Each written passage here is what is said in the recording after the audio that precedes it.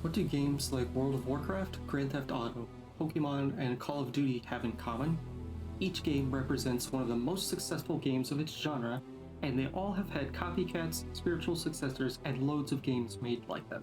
While Slay the Spire is not a household name, or even a name known to many gamers outside of the deck building genre, it's still one of the most widely successful in the field, and like the games mentioned earlier, has attracted the attention of many indie developers, each looking to put their own spin on the deck building roguelite craze. One standout title to be released on Steam recently is Vault of the Void. Look through the reviews on Steam, and you'll see many shoutouts saying things like, "This is the next evolution of Slay the Spire." I must say, after I put about 10 hours into the game, I've been quite pleasantly surprised both at how easy it was to slip into the game at first, and at how much it tips its hats to giants in the genre like Slay the Spire and Hearthstone, but it still gives a fresh experience. Like all deck builders, the core gameplay of Vault of the Void is centered around collecting and building a deck of cards. Progressing further through the game gives you a greater chance of unlocking rare cards that have a greater impact on gameplay. And like roguelites, the map screen will present you with a series of paths you can choose to fight monsters, visit merchants, upgrade your cards, and acquire relics and other valuable items through the luck of random chance. That's the end of most of the similarities between Slay the Spire and Vault of the Void. And that's where things get interesting for those of you who are looking for something fresh in the deck building genre outside of the Cult of the Spire. The top strategy in many popular deck builders is to fine-tune your deck to function on a few key cards that build and synergize together, effectively controlling the flow of combat. Vault of the Void takes this idea and flips it on its head by having a required amount of 20 cards at all times in your deck, no more, no less. During your run, you will collect cards that get added to your backpack to be used whenever you wish. Instead of passing card rewards, anything you receive from monsters, shops, or even opening collector packs stay with you for the duration of the run. On top of that, players have the option to update and change the deck every fight as part of the pre-fight planning. Removing and adding cards simply puts them back into your backpack, free of charge, or puts them into your main deck. This feature is especially useful because the game also gives you a full detailed rap sheet about the enemies you'll be facing before the fight begins, so you really can grab a glass cannon type card early on. Boss and elite fights are tough fights that test your deck to its limits and give you greater rewards.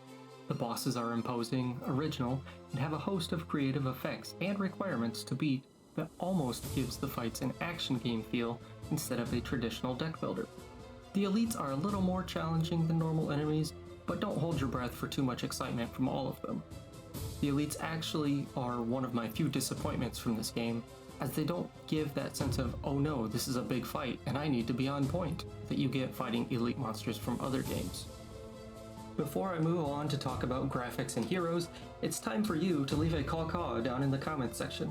Let me know if you want to see more reviews of hot and exciting games, and if you want to be notified about future updates, make sure to hit the like button and subscribe so you never miss anything. Graphically, the game has all the flashes, screen shakes, and special effects that we've come to expect from a good polished game. Enemies each live and breathe within the confines of their card, rather than inhabiting a specific environment. And while there are a few things from big cards I'd have liked to have a greater visual effect, the battle sequences are fun and exciting to watch. Oh, and yes, you can pet the puppy. Finally, and probably most importantly, Vault of the Void really shakes things up in terms of combat. Your cards have usual costs of energy that is generated each turn, but if you draw that game-changing card a turn early, that's okay, because you don't discard your hand at the end of your turn. In fact, if you have extra energy at the end of the turn, that's great too, because also unlike nearly every other deck builder out there, energy also stacks and stores to be used later whenever it's needed. This is another instance where the outcome of your fights rests more squarely on your own shoulders, and you can't put as much blame on random chance because you have the ability to plan out your turns well in advance. And you can stock up on energy and big cards to save for use later. But the changes to combat don't stop there.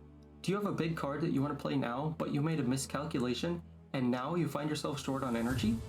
Just take another card from your hand and purge it from your hand to gain energy on demand.